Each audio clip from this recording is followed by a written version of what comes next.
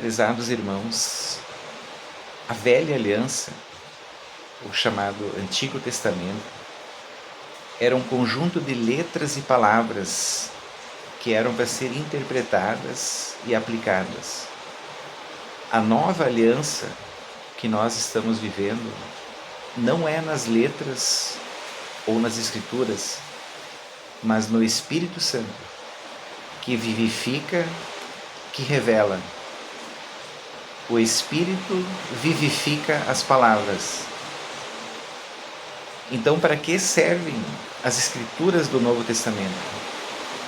Foi a forma que os apóstolos, dirigidos pelo Espírito Santo, usaram para nos comunicar o Evangelho. Eles queriam nos levar às realidades espirituais que eles estavam vivendo. Eles queriam nos passar isso e, graças a Deus, por esses registros que eles nos deixaram.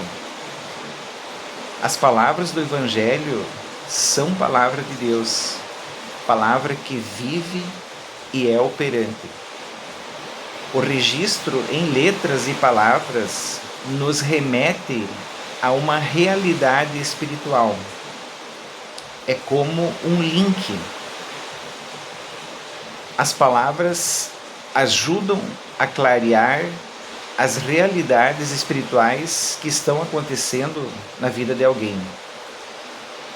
Jesus falou em algum momento para os judeus: examinai as Escrituras, que vós pensais ter nelas vida eterna, e são aquelas que testemunham acerca de mim.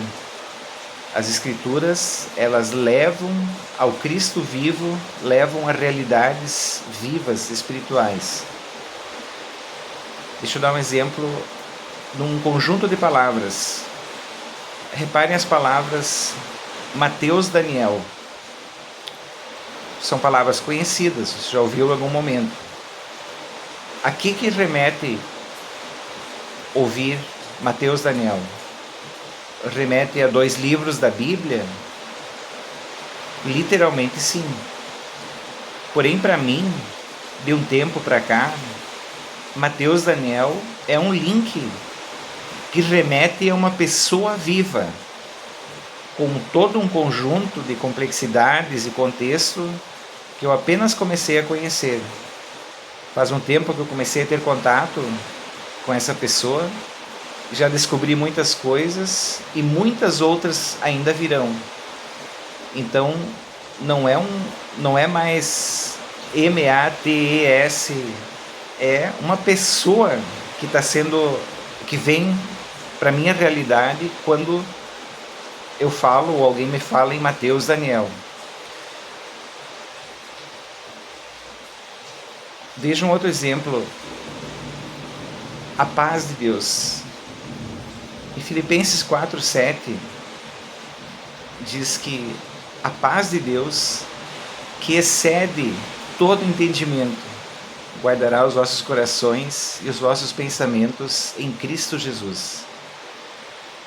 Em grego está escrito Eirene Touteu, em alemão é Gottes Frieden, em inglês é Peace of God, em espanhol La Paz de Deus.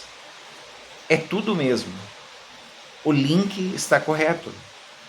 Todas essas palavras que eu mencionei para vocês, no português a paz de Deus, em inglês a Peace of God, remetem a uma coisa só. Não há uma magia, algo extraordinário nas palavras gregas.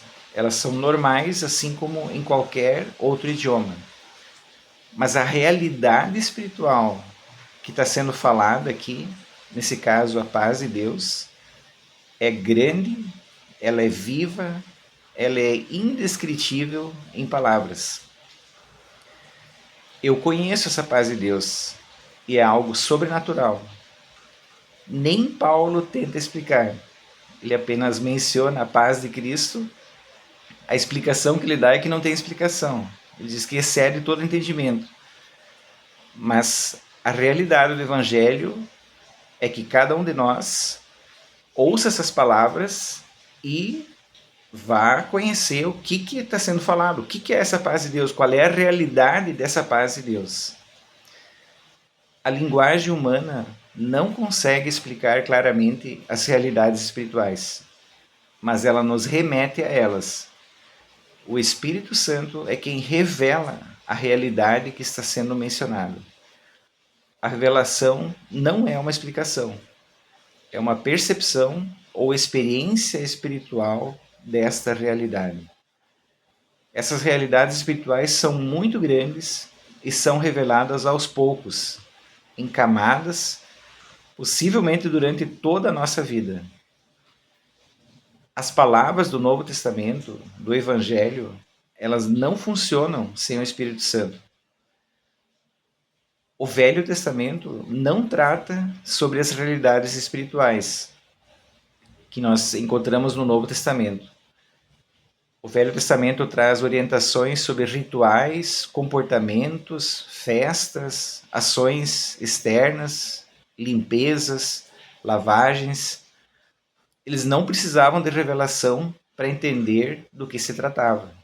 Eles tinham que ter uma compreensão literal do que estava sendo dito e só isso. Hoje, por revelação do Espírito Santo, nós percebemos que aquilo eram coisas, eram ações que apontavam para Cristo e para a sua obra. Um outro exemplo que eu vou trazer sobre uma menção de grandes realidades espirituais é o que Paulo fala em 2 Coríntios 5,17. Ele diz exatamente assim: de modo que se alguém em Cristo, nova criação. Ele não usa nem verbo, ele apenas cita grandes realidades. Alguém conectado em Cristo, se alguém em Cristo, está ligado a Cristo, está conectado com Cristo, nova criação. Outra coisa sobrenatural, uma obra divina. No caso de uma tradução do Novo Testamento, as palavras têm que manter o link e o Espírito Santo fará o restante em qualquer idioma. O importante é que a pessoa seja levada àquela realidade espiritual. Os apóstolos de Jesus nos deixaram muitos links espirituais. Precisamos conhecer e manter eles como são. Se em algum momento uma tradução altera os links, isso prejudica a mentalidade, o entendimento de quem está lendo, pois parece para essa pessoa que outro tema está sendo abordado. Um link errado não funciona, ou é algo confuso. Naquele exemplo que eu falei do Mateus Daniel, se alguém me falasse algo de Matias Daniel, ou de Mateus Danilo, eu ia associar com alguma outra pessoa, alguma outra situação. Para mim não ia ser o Mateus Daniel. Dessa forma, nessa linha de abordagem, dessa percepção dos links que levam às realidades espirituais, eu convido os irmãos a conhecerem e usarem a tradução detalhada do Novo Testamento e que o Espírito Santo traga a revelação e a percepção dessas grandes, fantásticas realidades que nós temos para viver e conhecer. Que Deus abençoe a todos.